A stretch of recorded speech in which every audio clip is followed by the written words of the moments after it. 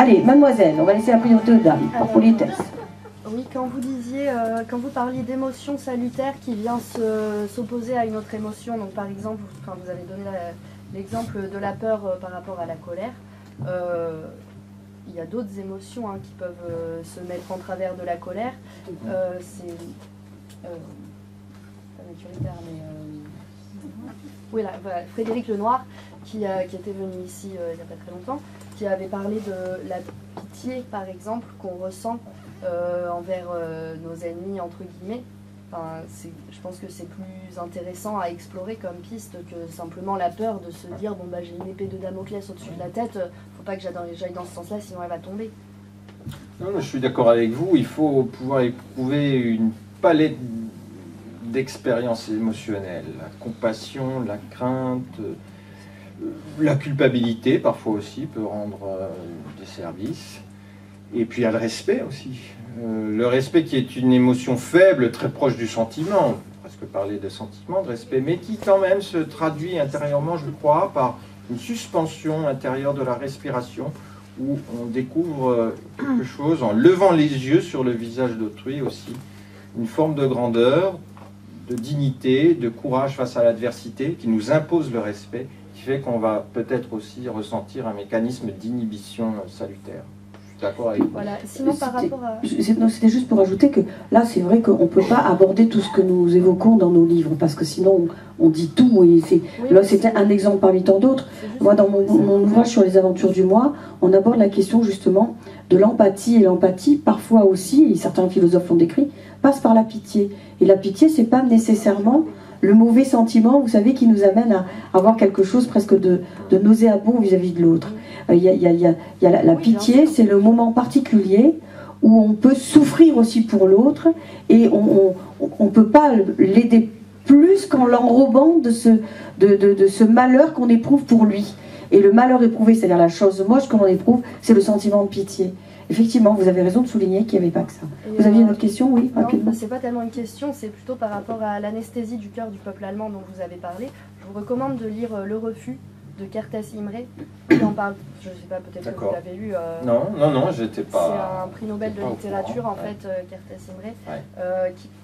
Ce livre-là parle du refus d'un autre de ses livres antérieurs, où il raconte son expérience à Auschwitz en tant que déporté, déporté, donc rescapé, et qui a été refusé parce qu'il n'était pas assez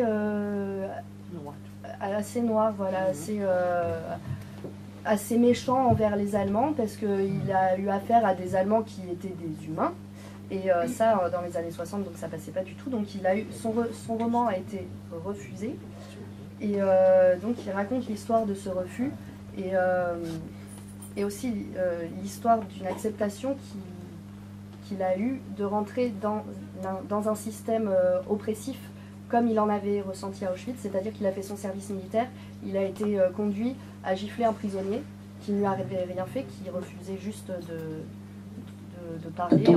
Voilà. Et donc voilà, il parlait de ça, que c'était juste parce que lui c'était son rôle en fait de faire quelque chose envers ce prisonnier. Et donc un bouquin vraiment...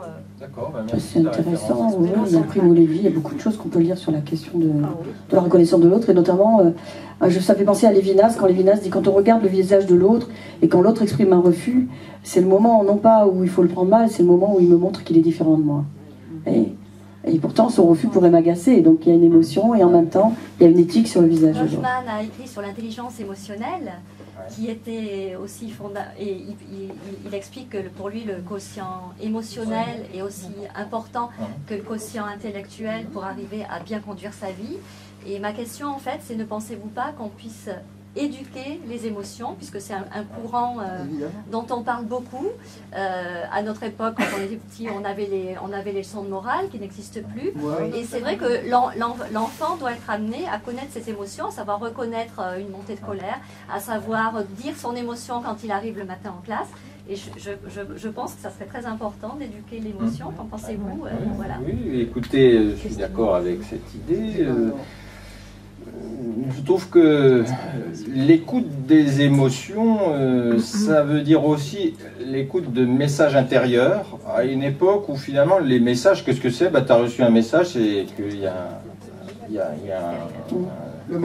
un support électronique avec une image extérieure, les lumières qui captivent, qui subjuguent le regard, et du coup nous avons perdu un peu, je crois, l'idée qu'il y a aussi des messages intérieurs, un mouvement introspectif à entendre. Qu'est-ce que veut me dire cette émotion? Je le disais tout à l'heure avec l'angoisse, c'est un message aussi, il faut que je creuse ce que me signifie cette angoisse, sinon effectivement on est dans la spontanéité, pour faire le lien avec votre intervention, c'est-à-dire on expulse les émotions spontanément au lieu de nous mettre à leur écoute.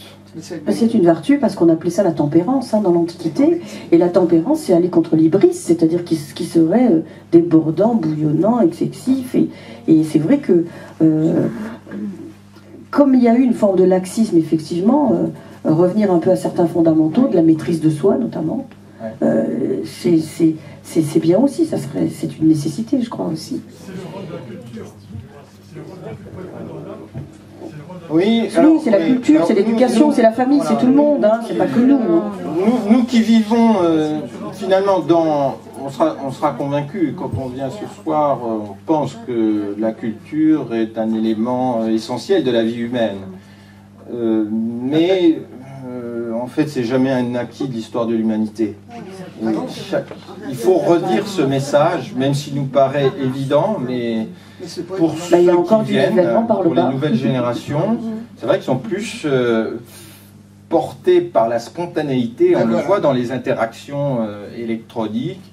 Et on voit se multiplier les conflits, les erreurs de communication, parce qu'il y a cet élément de réflexivité par rapport à l'affectivité. Mais le problème, c'est que... Alors, il y a une question là-bas. Ça permet de vendre n'importe quoi. Monsieur, on va vous faire comme le barde dans Astérix, on va vous bâillonner, on va vous accrocher dans l'arbre. Moi, je peux le faire. Alors, madame, non, il y avait la petite dame derrière monsieur qui faisait signe depuis un petit moment.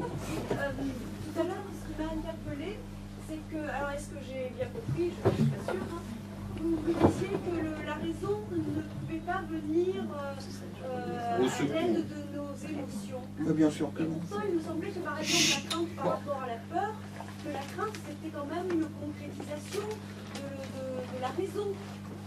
Comme j'aime à faire la différence entre les émotions et les sentiments. Il me semblait que la crainte c'était plus un sentiment, comme par exemple la culpabilité. C'était un début de raisonnement. Bon, là, je crois qu'on n'a pas tout à fait le même avis, mais d'une certaine manière, je pense aussi qu'il y a une part de raison dans ces parts d'émotion, si vous voulez. Alors que dans la passion, c'est le pâture, je subis, je me suis laissé complètement embarquer et envahir. L'émotion, à un moment donné, vous savez, des fois, quand on a quelque chose qui nous émeut, un cadeau de personnes auxquelles on ne s'attendait pas, on est touché, on a un peu, vous savez, le chat dans la gorge, un peu les larmes aux yeux, mais on se contient, on reprend possession de soi, et bon. Donc ça veut dire qu'on peut reprendre, on peut effectivement reprendre raison. Mais ce que je crois que c'est ce que vous vouliez dire, mais vous le direz mieux que moi, c'est qu'on n'était pas dans l'idée du rationalisme au sens cartésien tel qu'il nous avait été posé. C'était pour dire qu'il n'y avait pas d'un côté l'émotion et de l'autre côté la raison. Oui, non, mais alors, il est vrai, comme vous venez de le dire, on vit sur un dualisme âme-corps, et c'est vrai qu'on trouve ça chez Descartes. Par le pouvoir de la volonté, on pourrait maîtriser les émotions. C'est vrai que ce pouvoir de la volonté, si vraiment il existait, pourquoi ferions-nous un usage aussi restreint de ce fameux pouvoir, quand quelqu'un, par exemple, est totalement déprimé, qui n'arrive pas à se lever le matin? Où est cette volonté ?